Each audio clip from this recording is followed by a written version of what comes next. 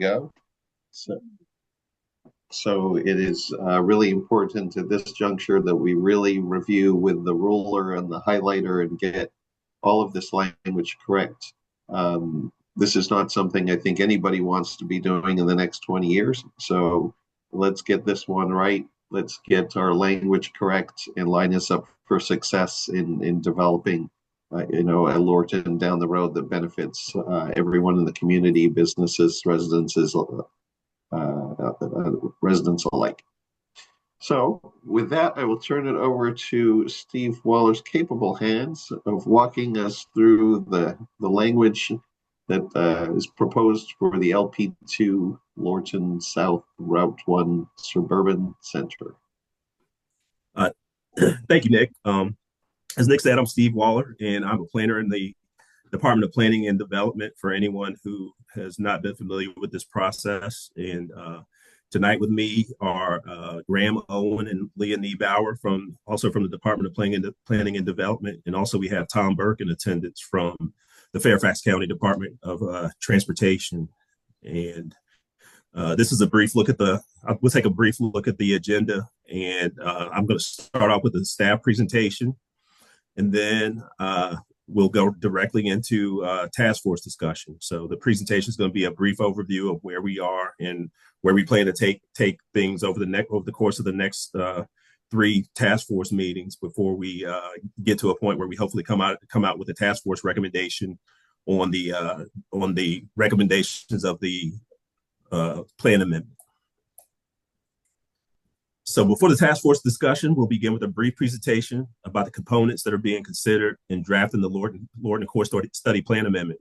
From there, we'll present the currently planned timeline for completing the study with final recommendations for the plan amendment.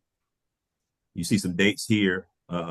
These are tentative dates for the remaining task force meetings, starting with the night. Of course, it's not a tentative date because we're here. But December 15th is tentative, February 4th is tentative, and February 19th is all tentative. And those are planned for Mondays, but starting off tonight, we're on a Thursday. So if need be, I think the task force established at the last meeting that you all are okay with either Mondays or Thursday nights. So as we discussed during previous task force meetings, countywide policies and strategic planning goals provide the foundation for how we plan and make decisions on the future of land use, growth, and development in Fairfax County. As we begin to consider the unique geography of the comprehensive plan and the ways let's take a look at the ways that the comprehensive plan splits the county into 4 planning areas, which is in the planning area that we're talking about for Lorton is in the lower. It's in planning area 4, and also in the lower Potomac planning district. So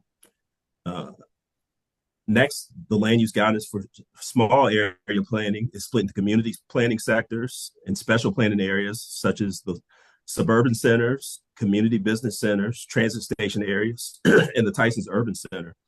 And then those are further separated into neighborhood and site-specific planning recommendations that are most commonly found in the form of land units and subunits.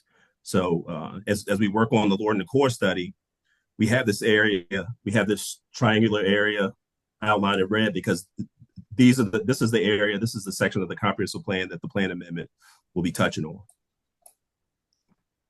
So for tonight's meeting, we will be gathering your feedback on the front end portion of the draft text that starts off by aligning the updated area-wide goals and land use framework with the community vision that you all adopted in May of 2023. And preparing for the next meeting, which again is tentatively scheduled for December 15th, staff will be considering your feedback from the night's task force discussion and drafting the next sections of the amendment, which will be zooming in even closer on planning at the land unit and subunit levels.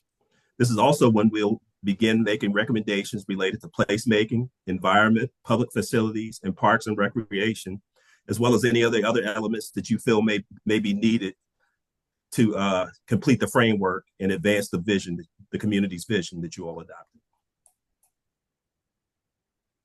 In February, our colleagues in the Department of Transportation will be returning to provide you with a report on the transportation study and recommendations for updating the transportation section of the comprehensive plan for the Lorton South Route 1 Suburban Center, and also any related transportation map updates that may be needed. And then later in February, the final task force meeting will involve a vote to build consensus on the recommendation that you all would like to forward for consideration of the Planning Commission and Board of Supervisors regarding adoption of the plan amendment. And again, here you see everything. So at that last meeting, you will have gone through the first 3 steps of seeing everything in different parts, and then you'll have a chance to vote on the whole the big picture, the whole plan amendment, and that vote will be your formation of the task force's recommendation to the Planning Commission and Board of Supervisors once again. So now that we review the timeline, let's look at the purpose of the night's meeting. In short, we want you to think about the content of the plan amendment and the way it is organized to tell the story of land use in Lorton, and also help us determine if the intent to inspire the community vision that you all adopted for the plan amendment is clear at this point. Next, we also want you to consider a few questions. Are we missing anything that should be included in this first round of revisions? And are there any other items that should be added?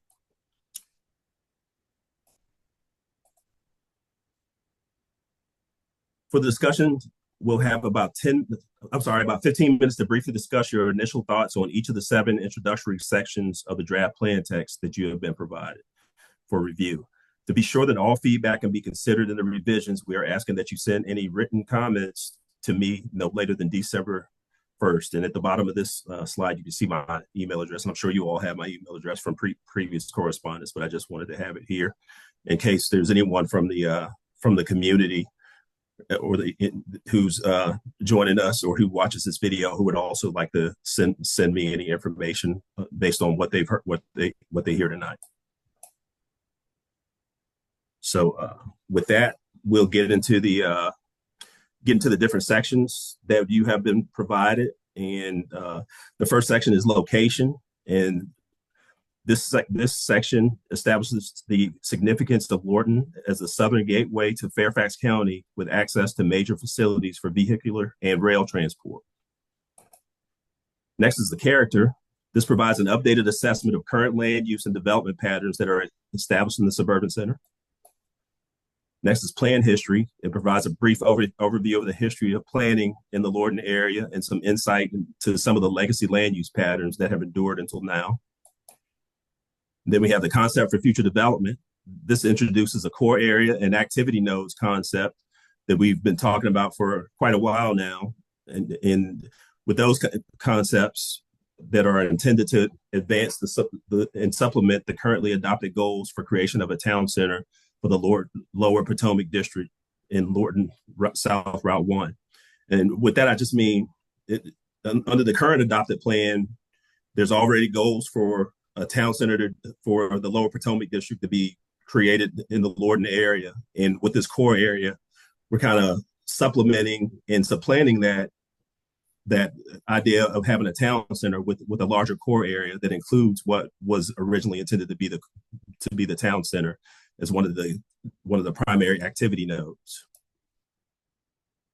Next, we have the guiding principles and community vision, and these are 2 sections that the task force has worked really hard on. First, you adopted guiding visioning principles back in 2020, and then you also adopted a community vision in 2023. And as you can see, those are when in the outline of the draft plan text, those two things that you all worked on and work to adopt and build consensus around, they play a very important role in this plan amendment that we're drafting. Next, we have area-wide considerations, and within those area-wide considerations, there's there was an old section, or there's an adopted section of the comprehensive plan that this area-wide considerations will be taking the place of, at least in draft form right now. And we're also introducing the land use framework, which you have a map for in your which you saw the map for it, that draft map for it in your draft plan text. And these are, again, the at the bottom you see the different land use categories that are within that framework. So here's a look at the framework map. And again, you see the categories in the legend on the left side of the map. And lastly, we have the implementation section, and that provides a set of recommendations and examples for several ways that the land use framework can be implemented, sustained, and supported to promote the long-term viability of the kinds of development that will align with the community vision.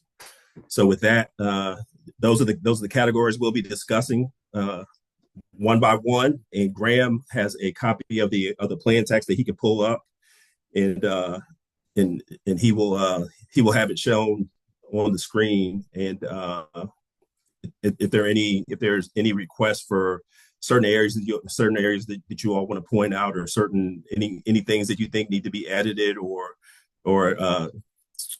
provided with more provided with any more clarity, you can let us know. You can talk us through it. And as we want to keep each section to a minimum of 15 minutes, but I'm not sure that there may be some that don't take that long. So Graham, if Steve, could you allow me to share? Because right now it's saying that the host isn't allowing sharing for the meeting. Okay. And if that doesn't work, obviously you can just pull it up yourself. I'll make you the host. Okay. All right.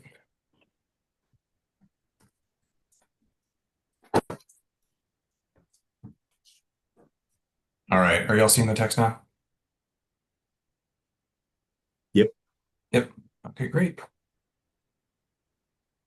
So with this section, I wanted to see if there's anyone who would like to talk about this section. You can raise your hand, and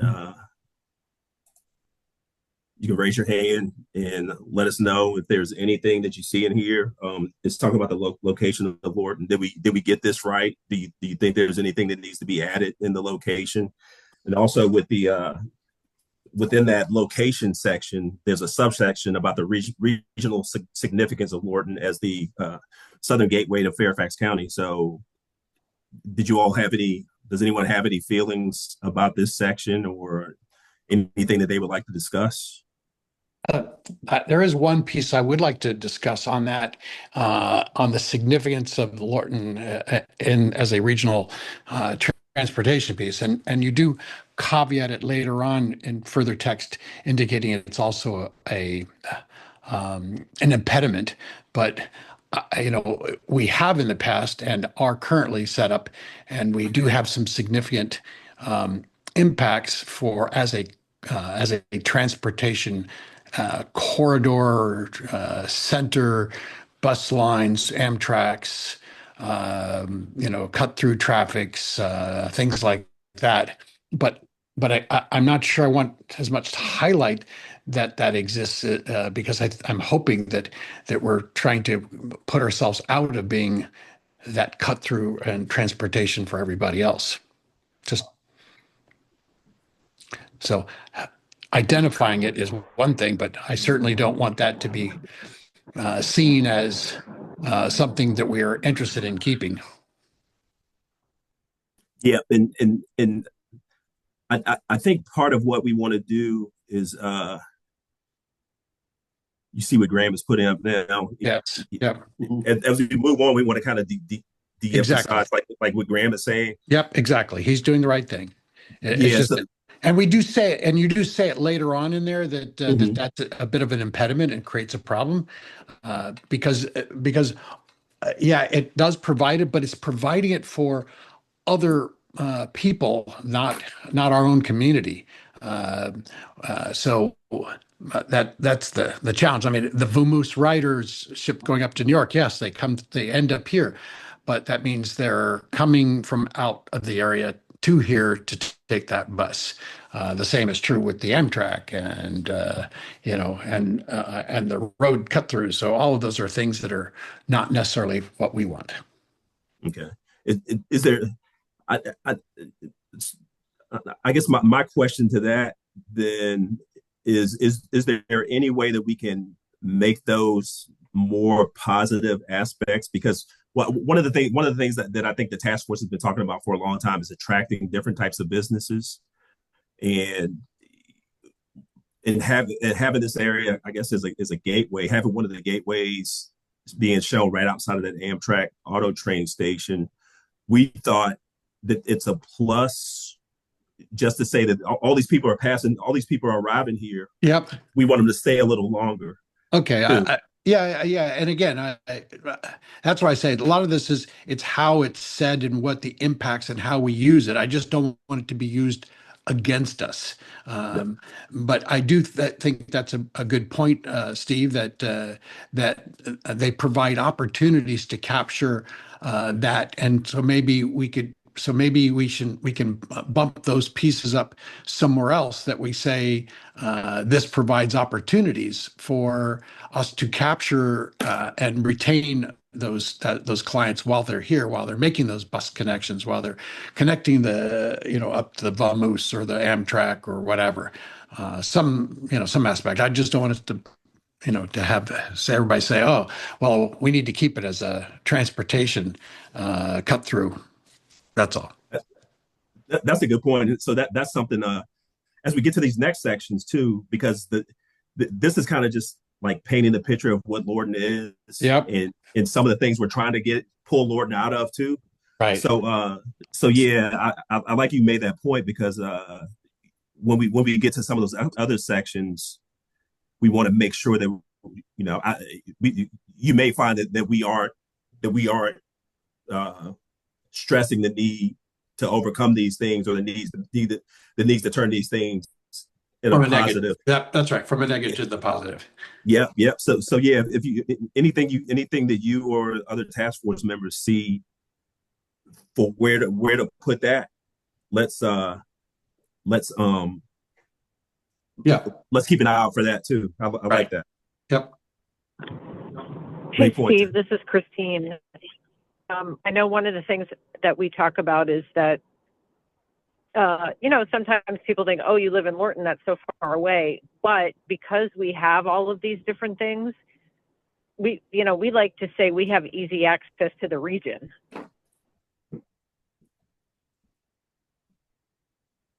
So I know we use the Vamoose, we've used the auto train, we've used the VRE. Mm-hmm. So anyway, just a thought. All right. We'll definitely let's keep an eye out for where to I think let's build off of that, because that's one of the things we're trying to do with the regional significance section too. So some of these things may fit closer up front also, or I think there is an opportunity when we talk about the regional significance. There is an opportunity to tee it up for later,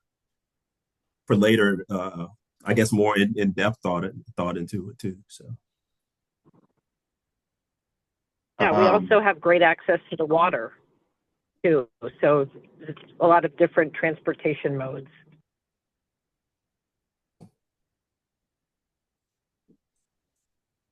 I guess as far as the location goes, we haven't really defined in here like the kind of three existing commercial nodes. Would it be a benefit to kind of highlight those three nodes and the importance of kind of creating a town center? Since a lot of the conversations have been around creating that town center and those three nodes. And there was a question before I get to Dale here. There was a question in the chat from Fahim. Yes, sure. Welcome all comments. If you have one, just use the raise your hand feature at the bottom there, and feel free to chime in. Dale. Thank you.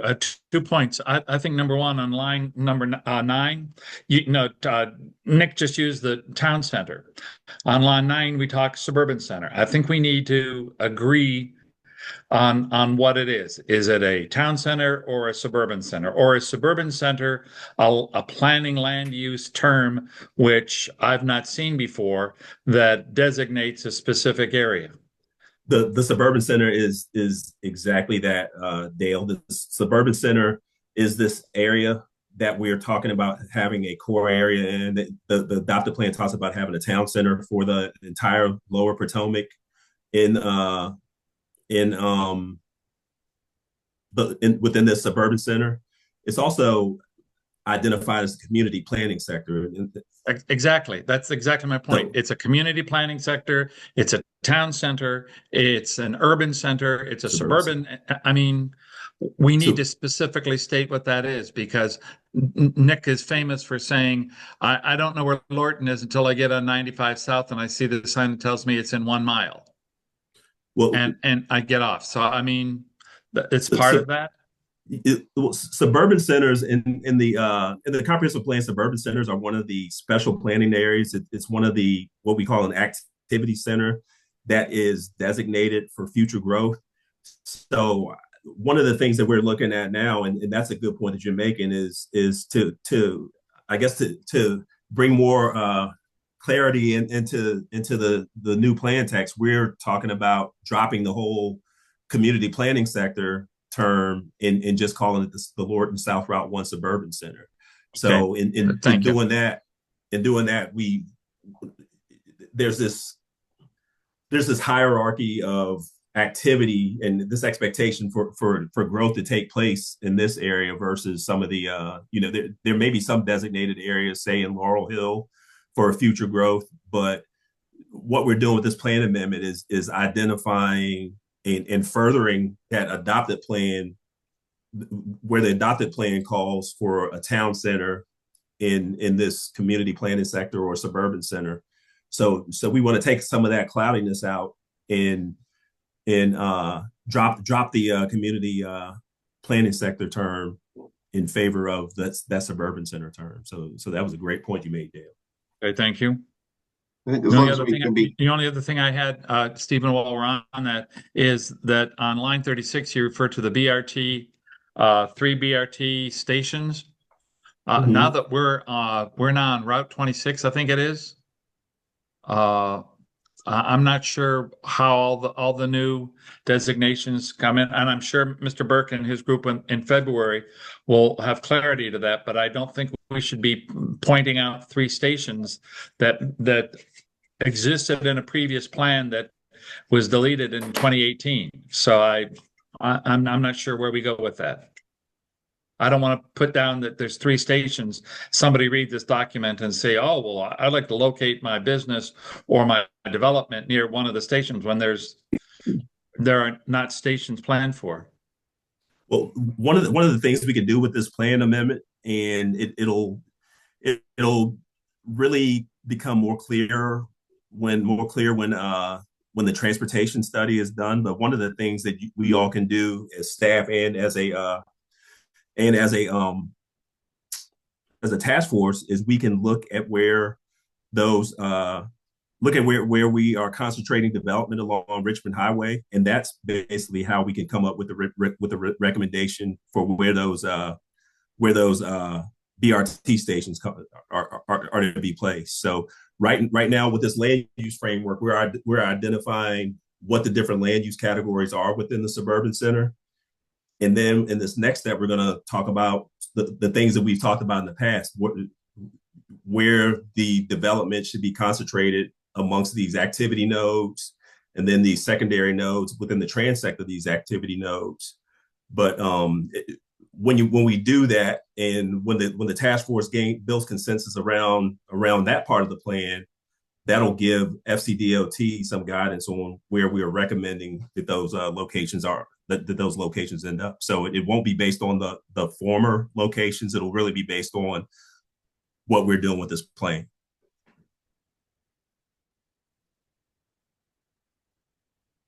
Does that help? Yes. It gets on the language if we're using suburban versus urban or whatever. I don't know if there's room to put a glossary in here or to at least standardize the language and maybe explain, the differences. Um, yeah, ensure clarity. Wendy. Right. So to that point, isn't this is a part, this is going to be a section in the comprehensive plan? Yes. Yeah, Okay. this is the LPT, LP2. Okay. So what we're doing tonight, the intent is to nail down language as much as possible with each section. I just want to make sure I'm clear on what it is we're doing. Is that a true Yeah. statement? That's correct. So the Okay. original plan is kind of here and it's been crossed out. And then staff has rewritten portions and we're reviewing those portions, adding comments to each section, and then we'll revise those portions. And then we'll have time to submit further comments and then they'll come back and we'll do it again. Okay. So what I noticed is I have a comment on that first paragraph. I see that that first sentence is pretty long. Did you consider splitting that at it is bounded on the north by Accotink? That first section, the Lorton to the Fairfax County stop, it is bounded on the north. Does that make sense? Yes, we could definitely do that. Yeah, Graham's Right. already doing. Okay. I'm gonna stop right there, let Fahim make a statement. Thank you. I just had my name is Fahim Darab. I'm with Wire Gill. We represent a landowner at the corner of Lorton Road and Gunston Cove Road. And I know this is a long-range planning study. We're talking about very big picture things and sort of the planning vision for long range. We have an application that's in review right now, a special exception amendment um, to tear out the old Shell station and expand it to put in a convenience center, a convenience store, and a larger gas station. And my comment is more sort of hopefully next in December, the next task force meeting at the land unit specific discussions. We'll hopefully have some more input. But I did notice that some of the folks have been commenting there's a tension between sort of the regional transportation assets and the desire to make sort of Lorton, serve the Lorton community, make town centers. And our specific project, we're looking to obviously we're in the gas station business, convenience store business, and that serves a lot of people coming up and down 95 or people commuting along Lorton Road. But at the same time, we are sort of at a gateway into Lorton from I-95, and we have a big wall there that we think we could fix up, make it look a lot nicer. I'm not sure if you've driven by there; it's a little bit run down. We proposed, sort of beautification of that wall to put some signage on there, welcome to Lorton, something like that. Um, but also to add in trails on our frontages. So it's kind of our site is kind of uh, it's touching on some of the tensions where we are hoping to serve pass-through business, but also make it easier for people who live in Lorton or commute through this area to, if you're riding your bike or walking by, you'll have a nicer pedestrian and bicyclist place. You'll have a nicer looking frontage. So I just wanted to make that comment. That's kind of a preview for the December meeting. And we appreciate y'all's time. Thank you. Thank you, Thanks, Pete. Yeah, I think that, we're not looking at, nobody's moving 95 or Lorton Road. They're still going to be there. As far as the traffic goes, I think some of the issues have been, that we maybe don't have enough of our own traffic in the Lorton area. And there's a lot of pass-through traffic. But, in anticipating higher densities in the Lorton area, more people, you might get a shift in the types of traffic or where they're coming from. 95 is obviously an issue at the moment because of south of 123. They've made a mess, and more people probably get off, in our area. But I don't anticipate anything that we're discussing to have a negative impact on that gas station there. Might be the opposite. Any more questions on location regional significance?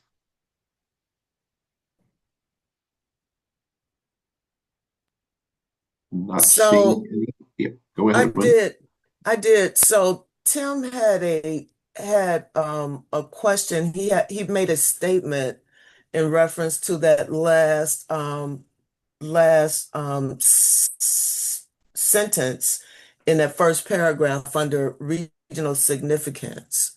So in regards to that sentence, Richmond Highway, the Route 1, are we trying to make it a more positive statement? Tim, do you want to talk to that? I believe that was the intent. I'm not sure I do. We're on the alert on the location when we're going slower than we would hope on this.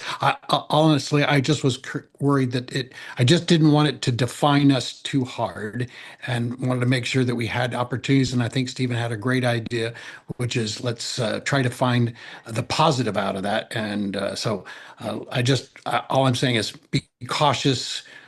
Just make sure we're using it in the right sort of fashion, not to hold us back. Okay, fair enough. Thank you, Tim. Thank you. Thanks. You want to scroll down to character? Character.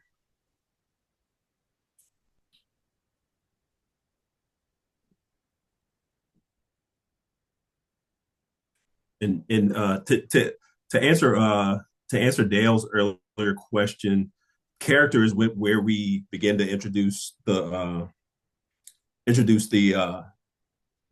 shopping centers. I think for regional significance, we were kind of looking at kind of like some of the discussions we've had around transportation and the fact that it's a gateway in the Fairfax County. And then with character, we were trying to set up this idea of what Lorton is. What are all these other things beyond the transportation related items that are here in Lorton that maybe don't have a regional draw right now, but as we move into the evolution of the plan, maybe those also start contributing to the regional significance as well.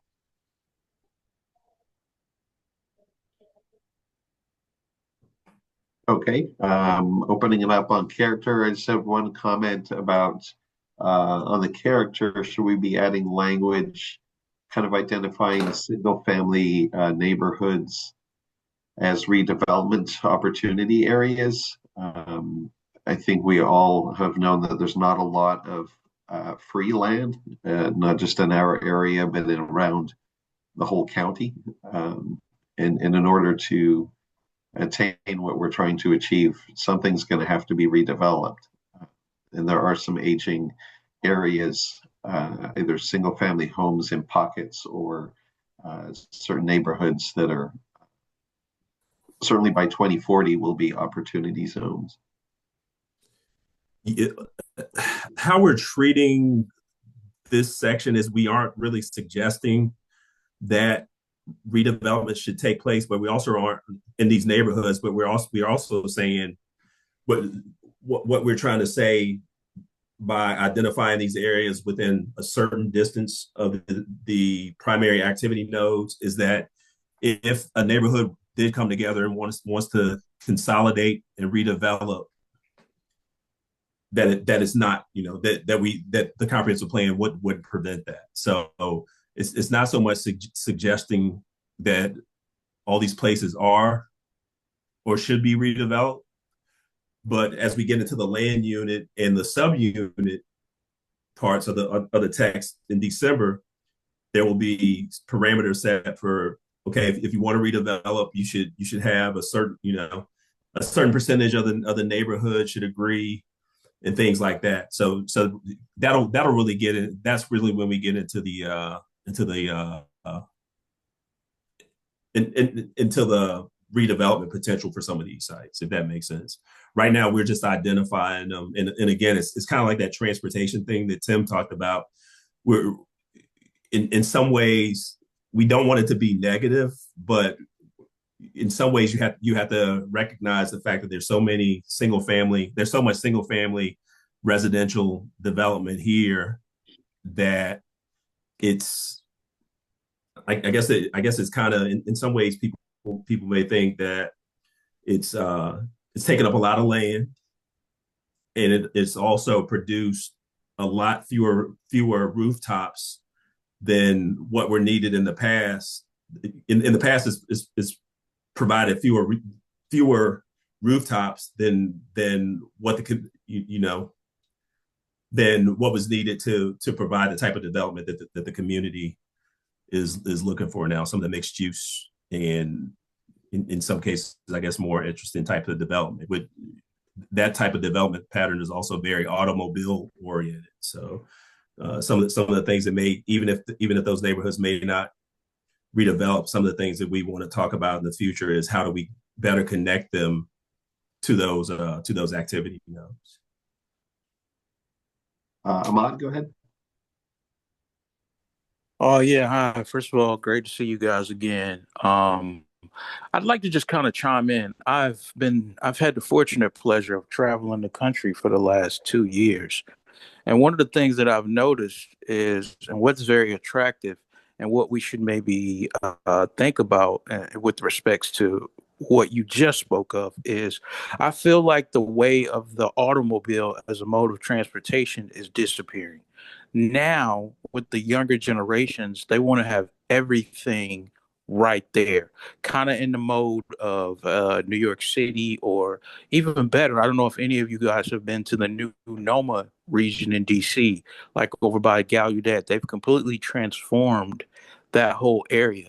And it's thriving and busting with like younger generation, young professionals, because everything is there, like Trader Joe's, so you have your dining options, you have your grocery store options. And with respects to that, I'm thinking, why don't we think about in terms of, from a building perspective, building up, because I feel like the way of massive houses are diminishing these days. People just, the younger generation are just not interested in buying a traditional. Well, first of all, they can't afford to buy a traditional home, for millions of dollars or whatever. They're more like they're okay with the communal spaces. Like, I don't know if you've seen the Crystal City model, where I went to one place in Crystal City where the proposed Amazon headquarters was going to be, and it's like a dorm style with respects to how they're living. And I'm just saying, when we think about these ideas with respects to the shopping centers and things like that, I think we need to think a little forward or progressive in terms of, okay, will the shopping center be a thing anymore? Think of more of an open air market type situation and build like maybe residential units around that open air market type situation, whereas people don't have to rely on automobiles. And with respects to what Tim was saying earlier, yeah, when you have people make that stopover, things are changing now. So when people are making that stopover on the auto train, you want to entice them to live here. You want to say, hey, we know you stopped here, live here. Now that would be a whole different marketing campaign. You know what I mean? Or something like when they get off that auto train, they see, what could my life be like? Or here's your life in Lorton. I mean, it's a concept that I saw like out like in Portland, Maine or whatever, how they were attracting people to what basically was a deserted area. But they were bringing in younger professionals by saying when they were coming to visit, they were like, can you envision yourself living here? Something in that mode is what I'm saying. And I feel like when we think of these proposals, we have to think up, not so much horizontally. think vertically and not horizontal with respects to residential areas around a centralized, not so much a shopping center, but more of a open air market style with respects to that. That's just my take. Thanks, guys. Yeah, that's a good point too. And as we think about the framework, we want you all to also think about how new types of residential development fits within this mostly suburban single family or attached single family detached context that's been built up all around Lorton. Is it something you all would suggest? Like right now, we look at the neighborhoods, even when you look between different single family neighborhoods, there's like hard edges between the different neighborhoods. There's no way to really get through in a vehicle, and in some cases, there may not even be trails that are connecting these neighborhoods. So is that something that you want to kind of suggest within this framework too, that some of those hard edges need to be softened and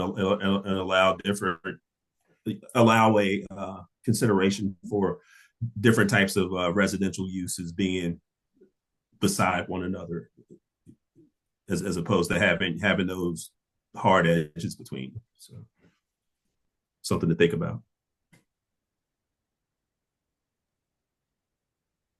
Dale, go ahead.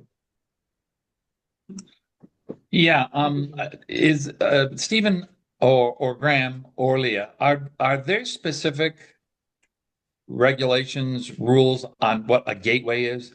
Yeah, this is thrown around a lot. That it's a gateway place. There's a few places in the county where somebody, either the county or private businesses or chambers of commerce, have created welcome to. There's a series of signs coming south on Route 1, going north on Route 1, that tell you about Zephyr Hills and etc. that are beautifully done. But it just stops after a point in time, and there's no rhyme or reason. So I this whole thing about being a gateway, I'm not sure what that gets you. It certainly doesn't seem to be a designation that carries any weight, or there would have been already something here, because the gateway would have been from Occoquan, or coming up out of Alexandria into Fairfax. The true gateway.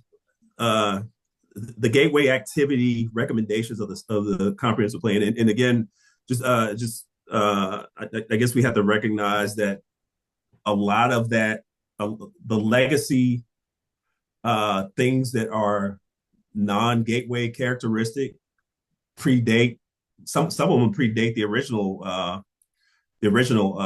comprehensive plans from 1975 and even in the 50s. So a lot of what happens in terms of the gateway recommendations depend on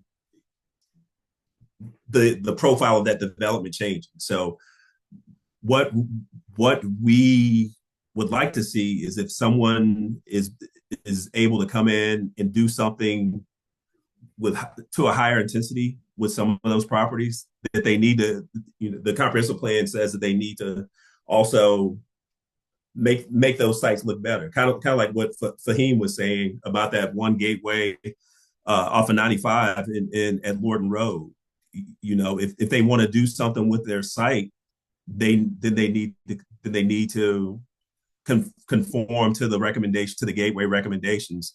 But the problem is that a lot of the by right development that has taken place throughout Lorton predates a lot of the recommendations of the comprehensive plan. And in some cases, if you're not asking for special approvals, if you're not asking for a special exception, or you're not asking for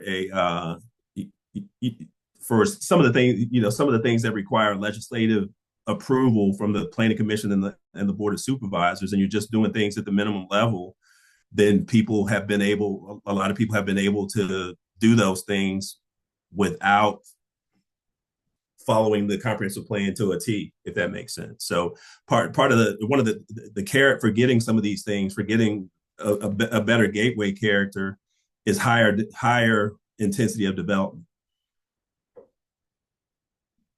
I'm not sure if that answers your question or helps, but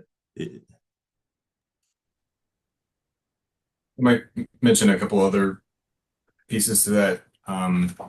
Gateways do pop up in other locations in the county as well. So, I'll give you an example. So whenever you're kind of close to the edges, like Centerville on the western end, or Bailey's Crossroads, for example, on the eastern end, where you're close to the city of Alexandria, there are some recommendations within both of those plans for architecture, for increased building heights, signage, special landscaping, and it's in line with what Steve was saying. It's intended to tell you you've arrived at a place.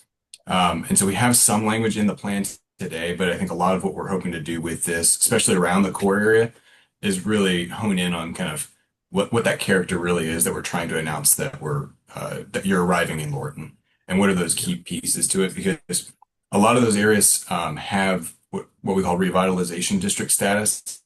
That might be something that we could talk about, maybe at a subsequent meeting. Not that where there's kind of a deterioration that has been historically seen in some of these other places, like Bailey's Crossroads, for example, but it gives some special treatment and special status and the ability for the county to work with the community on things like signage, for example, to create that kind of unified presence. I'll give you one example, like Springfield, for example, is recent signage there that tries to establish, you're in a special location. So I'm getting, I think we should probably move on, from that, but just wanted to put that out there. That is something that we could look at a little bit further. Thanks, Graham. Any more comments on character? Let's see, next we scroll down to plan history.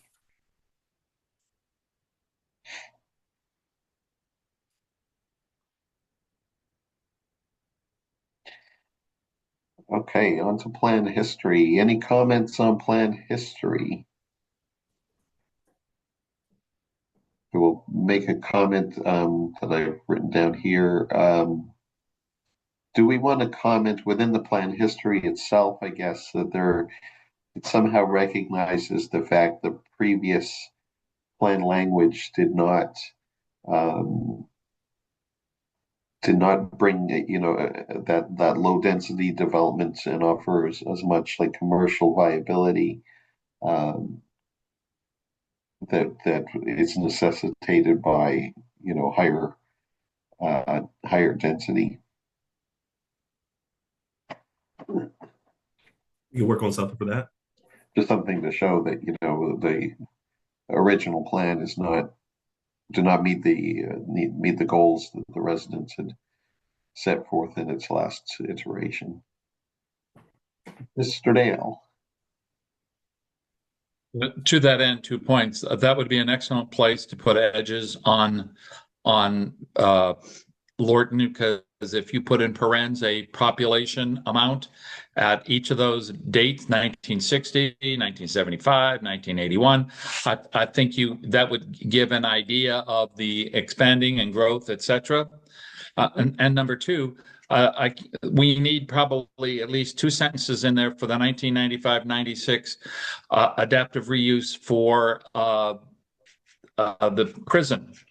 There's nothing in there about 3,000 acres reused, although it's not specifically touching our suburban center. It was a significant land use trade, and that also points to a lot of single family development that would lead us toward Laurel Hill, that would lead us into Liberty and some other places. So I think we probably need something in there. Not sure.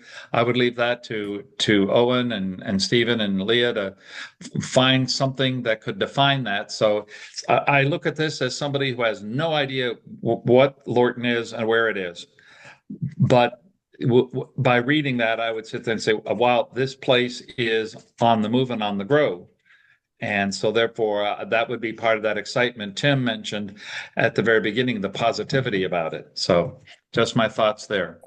And you made a mistake, Stephen, telling us to read all this in advance and prepare. Hey, we love it. We love it. So Hey, I think Dale makes a good point, though. I'm not sure it's necessarily goes in plan history, but there is no doubt that the Workhouse Art Center, the Liberty development, and the 3,000 acres is a significant historical change to the and should be reflected in future comprehensive plans that didn't have it really identified before. And the county's made significant investments in the Lorton Arts Foundation area, the Workhouse Arts Center, the Bunnyman Brewing, and all these things that they need some of those benefits that the town would provide, additional reasons for coming into the area, additional hoteling and rooms for events and things like that. The plans for the Lorton Arts Center are fairly significant and potentially probably this is not in the public view as of yet, but one study that they performed on it had potentially a $500 million set of improvements that would take that to build out the Lorton Workhouse Arts Center and all surrounding it. So it does impact, and I think what we do can help ensure the success of that, and Lorton should do that. So it belongs somewhere, whether it's exactly here. Graham and Stephen and Leah can kind of figure that out. But thank you for bringing it up. Would that go maybe in the character? I'll leave it alone because I think Graham understands and Stephen and I think they understand the point, and I think that leave it up to them to try to find out where that might go and how to highlight it. And it might be, no, this is good and appreciate this feedback. We'll go back into those prior iterations of the plan and see if the LP2 community planning sector ever included the Lorton prison area. And either way, we can make that reference because, as y'all know, Lorton, a lot of people think Lorton, that's a piece of it, a piece of the broader history. Right. Yep. Regardless of the kind of our world, the planning geography, right? Exactly. Yeah, exactly. Okay. Yeah, that works. Yeah, it might be, some of it might be character, some of it might be plan history. So we'll include that. Thank you. Any other comments on plan history? Not seeing any. Moving down to concept for future development. There we go. On this one, are we trying to identify maybe or suggest a little bit more regarding kind of height expectations? I'm just trying to think of language that would, you're this particular paragraph or part kind of, if I were a developer, I guess I would be looking specifically at this portion of it and going, okay, what are you guys kind of looking for here? And would we better define like the types of densities or heights that the community is kind of has discussed to be what they consider permissible? Yep. Or acceptable?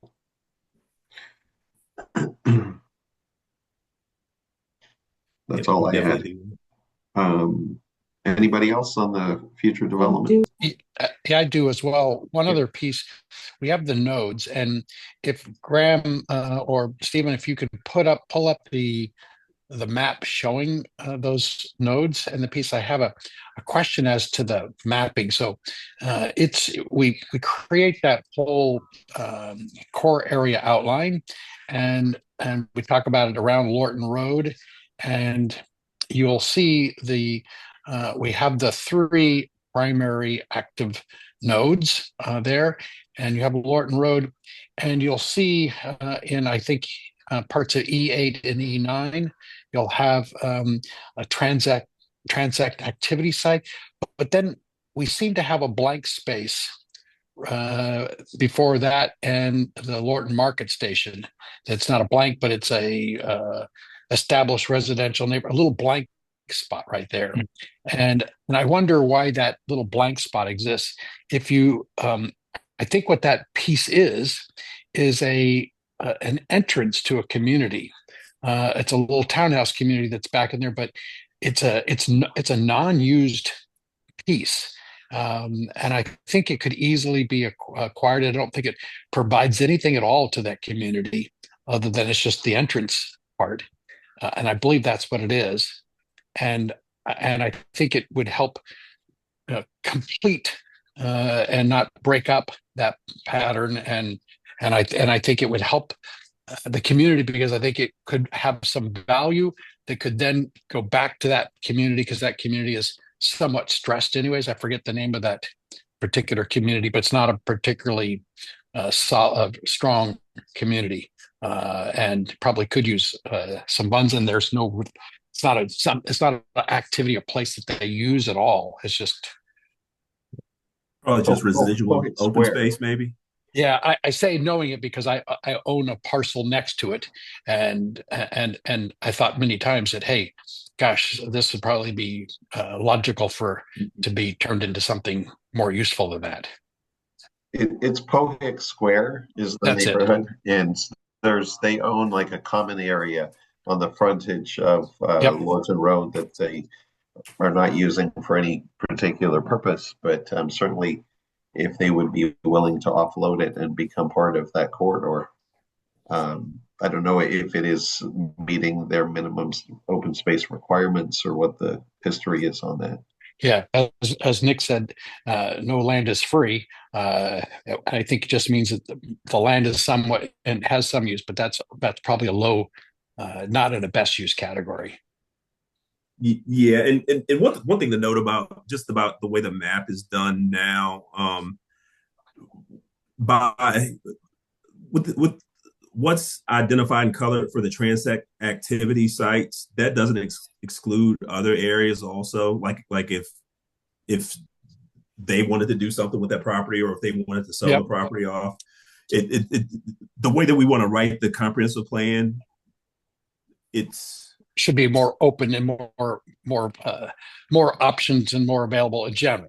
Yeah, we kind of struggled. We kind of struggled on whether or not to even color in all the transect activity sites, just because the way that when you get to that transect, when you get to that transect map, the map that shows the transects, and then and then there's another exhibit that shows how the transects are laid out with the tallest building heights at the center and then stepping down the within that half mile radius. Yep. I get it. I get it. I understand. I just think that it might have missed us or missed our perspective on it as to what it was. We just, okay, maybe it's an established neighborhood, but that part of it that exists on Lorton Road is not the relevant part of that. And so I just want us to extend it because I think in general, the more we can show that continuation and show that goal of being the heart of where it is and the real and try to figure out ways to connect these, the better. Mm-hmm. And that south of Lorton Road part is very important in that connection, because yes, if you could continue those transects all the way across between Gunston Plaza. Yep, to Route 1. Yep, that whole area really should be there. We never really quite got into all that, but that is very much the case because we have a lot of relatively low density. It's higher density than regular single families and all, but there are like duplexes and things like that are affordable housing that I think would be by the Lorton community center and things like that could be redeveloped into and provide a greater amount of affordable housing in there, and yet put a combination of both in there and would have a great outcome. So just highlighting those pieces. Yeah. Thank you. I agree with you, Tim, and I think that is a potentially critical site for getting a grid link to. So we'll take another crack at this map and fill that in. Thank you. And that'll definitely be something we'll talk about too when we get into the. I think we're planning to have the land units and subunits discussion in one meeting, but I think some of that discussion is also going to carry over to that final meeting when you all vote, because those kinds of things, the kinds of things you just put out there, Tim, are things that'll help us when we're looking at that area from a neighborhood standpoint, looking Right. at the importance of that site. So, But so thank you for that. But the extent we can get it preloaded into the and into your minds for the effects and things like that for those meetings, I think it would be good. Yeah, yeah. So we'll definitely look at something to draft that includes that whole area from, like you said, from Route 1 all the way across to 95. Yep. Right. Is that Graham, that Halsted Square, we're talking about the Pohick Square neighborhood? Yeah. Yeah, it should be Pohick. Yeah, Pohick Square. You see that, Graham? Is it called Pohick Square? In the comment? It's Pohick Square, yeah. Oh, okay. Halsted Square is another project we've Oh my God. Yeah, sorry. Yeah. Hey, you're doing good if we start mixing up Merrifield and Lorton projects. I know, yeah. Fahim, go ahead. I just wanted to real quickly, we're talking about the transect area, which is this pinkish area on the map, and I just wanted to point out that the area south of that blue circle, which I think is a gateway node, that pink area that's highlighted as a transect, that is between, our site is within that area, and it's a sort of audio-oriented use, and we're directly between a highway and train tracks. And I know there's a whole host of for our site, we're just kind of, as long as we can do our proposal, which is a convenience store and an expanded gas station, we're happy.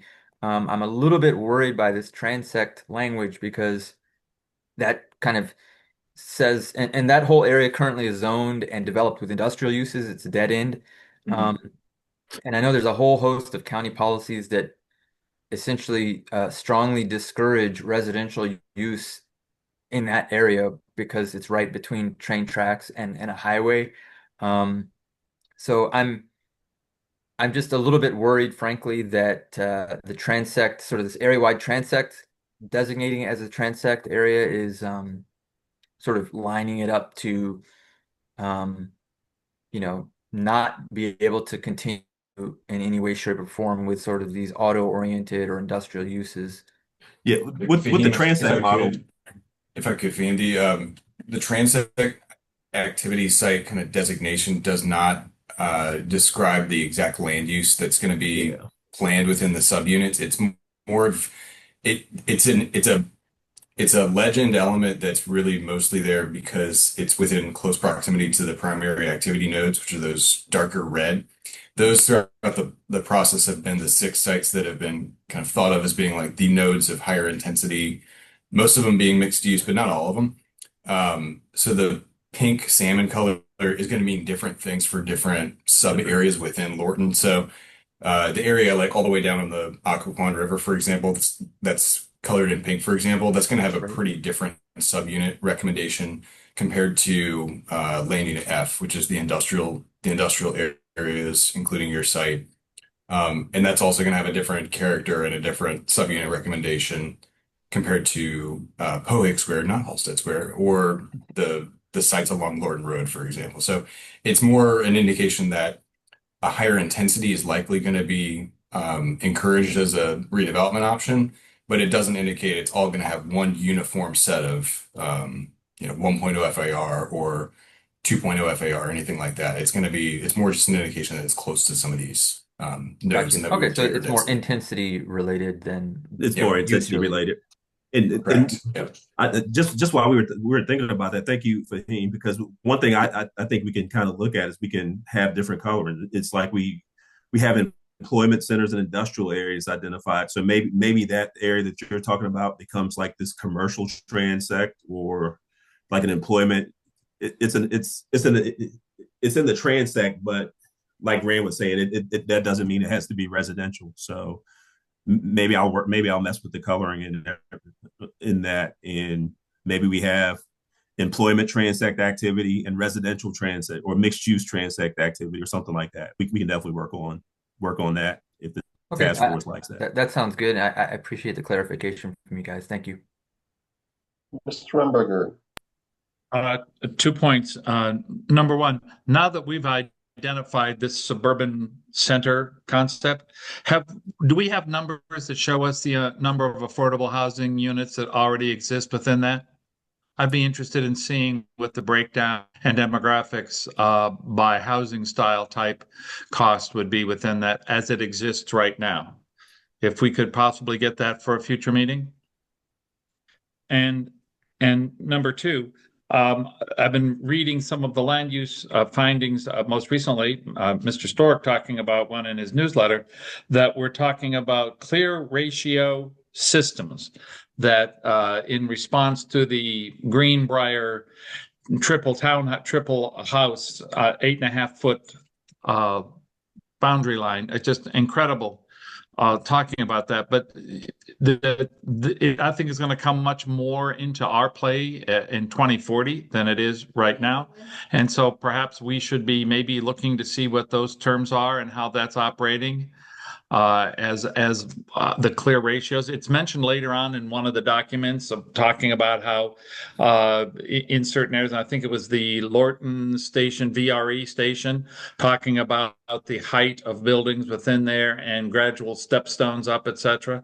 But maybe we need to maybe be thinking about that a little bit more in terms of what we're saying here. How far out from? What's the ratio to? How much what would that represent? You did a great thing about 500,000 years ago on one of our meetings when you gave us some ideas of heights of buildings on various styles and types of redevelopment of the shopping center. I think it'd be the same thing here, that I think our residents would react well to that if they understand, would be able to see it as a visual learner as to what it represents. Did I make that clear? Maybe I didn't make myself clear there. I'm not sure. It's clear, and a part of that will be other exhibits that we like. Right now, this is a general land use framework, so it's using general terms to kind of place these layers on the map. And as we get into the land unit details that we're talking about for December, that's when we'll bring back some of those height diagrams that you saw from the consultants previously, and talk about where the tallest height should be on certain sites and how it should step down to kind of to create to have physical compatibility with the neighboring properties and everything like that.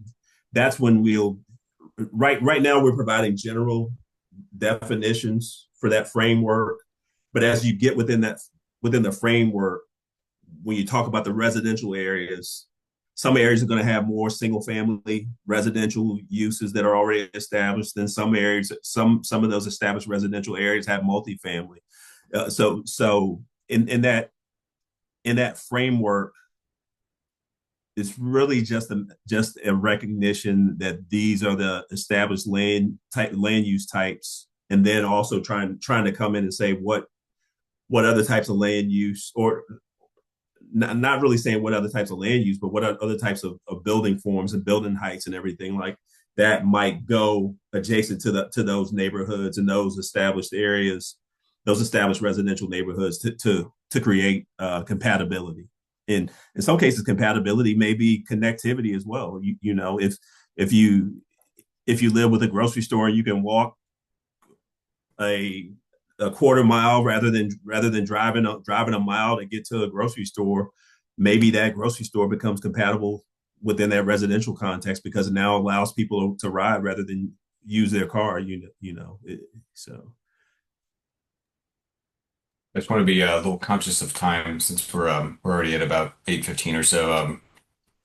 We were looking, I think, on, and this is good feedback, I appreciate it. We were on the concept for future development section, which concept for future development, I know we've probably gone over that with the group in the past, but that is kind of that's the framework basically for the entire area plans for Fairfax County. And so it sets out that this area is a suburban center, and it's further elaborated that the overall idea is activity nodes within that suburban center, and you have a mixed use core area basically. So that's kind of the like absolute generalist of ideas that help to organize the rest of the discussion, which follows with the land use framework. Wendy, go ahead. I just want to make sure that I'm clear. We are discussing the suburban center east of I-95, correct? So I just want us to make sure that we're discussing the land area east of 95. Yes. Where for the suburban center is actually on both sides of 95. The core area is east of 95. So that dashed outline is the core area within the suburban center. Okay, so, and I wasn't clear on that. I thought we were, so now we're talking Lorton in its totality. Is that a true statement? For the concept, The yeah, suburban for the center is Lorton in its totality. Mhm. So correct. is this conversation directed toward the core? Right Because now with the sorry, Wendy, go ahead. because I mean the conversation, and it's 8:18 and we're on page I think 5, right? The conversation has expanded, and that's honestly not what I envisioned for this meeting tonight. I thought we were talking about task force 2024 2040, you know, on the core. Just help me understand. I just need some clarity. The actual study area that was the study area is more than just the core. When the task force was originally working on it, they identified activity nodes within the entire study area. And we are drawing the core around the shopping centers as activity nodes and the community center. But the actual study area that was authorized for study by the board of supervisors is much larger than just the core area. Okay, thank you. Now, when we talk about replanning things, that doesn't mean that we're replanning the entire suburban center, but in order to I guess take advantage of the potential throughout that entire study area, you also have to kind of rearrange. Well, one of the things we're looking at is rearranging the way the land units are, not the way they're written, but the way that they are numbered. In most cases, in some cases, we will update some of the plan text about what's currently in these in some of these areas that aren't being replanned. So if an area is already built out at 2 to 3 dwelling units per acre, we aren't saying that should change, but we may say that greater connectivity to some of those areas is one of the goals that the task force put forth in the vision. So how do we do that? How do we work with transportation and get greater connectivity? In some cases, maybe sidewalks along some of the major roads. In some cases, there may be some possibilities for trails that connect people who aren't living in the core area better to the core area. Right, and I understand that, Stephen, and that was brought up a while back by the residents on west of 95, specifically Angelique, and I believe another member of the task force. So maybe I missed the meeting where we widen the scope, but I'm good. Thank you so much. Mhm.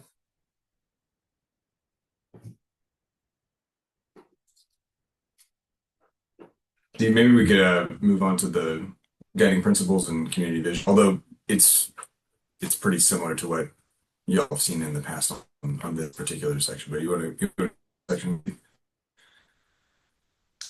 Yeah. So as I said before, this section it doesn't encapsulate everything that you all have done, because that's not the place for the comprehensive plan. There will be more about it in the trying to do here. It kind of again draw on the guiding principles and how that evolved into the community's vision, and then how the community's vision is going to be overlaid into everything that we talk about for the future plan of Lorton from here on. So, does anyone have any comments on that? What you see here? The only comment I had was, do we want to add something about like a demographic justification for multi-family households or higher density, and that they're essential to support the amenities that the community is looking for, such as shops, restaurants, is more under the community vision portion of it.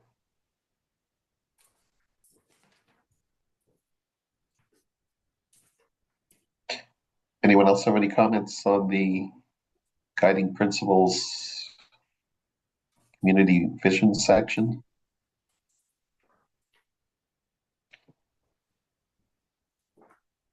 Not seeing any. Moving down to, where are we moving down to?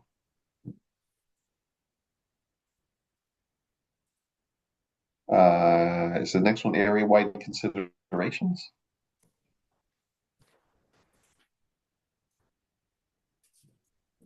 Back up, there we go.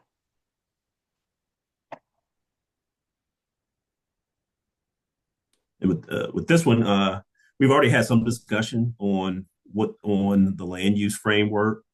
So again, with this, I think the main thing is we want to make sure that we aren't missing anything.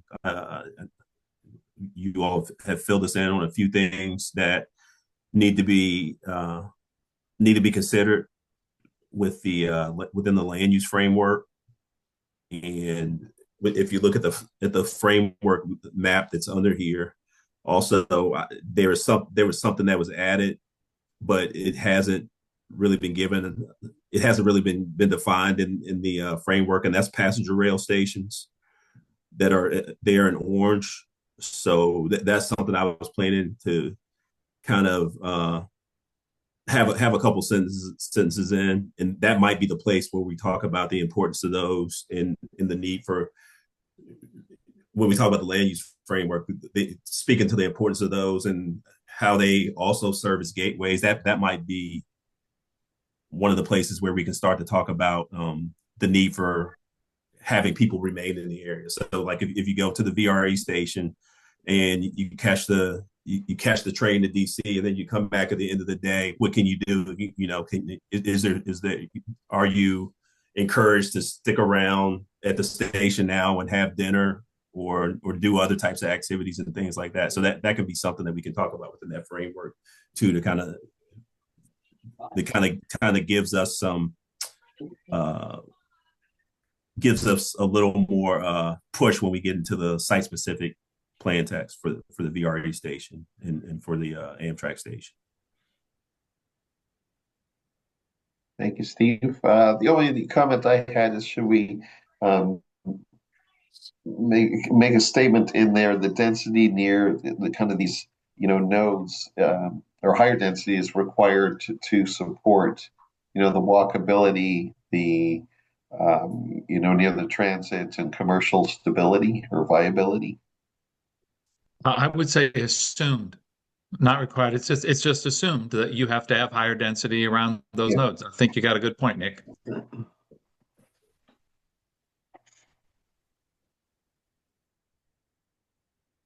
Anyone else on the area-wide considerations?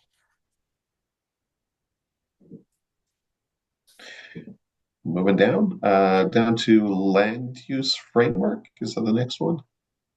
Or is that part of this one?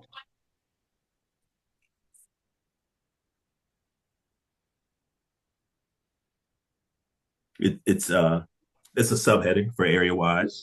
Right, yeah. Okay. So anybody have anything on that one? Only thing I want to make sure we have is that we again make sure we create enough focus somewhere in here about significant walkability, and that this area should be a core focus of it should be to making it a walkable community. It is a current transportation corridor through Fire or whatever, but we want people, once they're in there, we want them to be able to walk around and get around from place to place. Thank you, Tim. Moving down to, I think, core area is the next.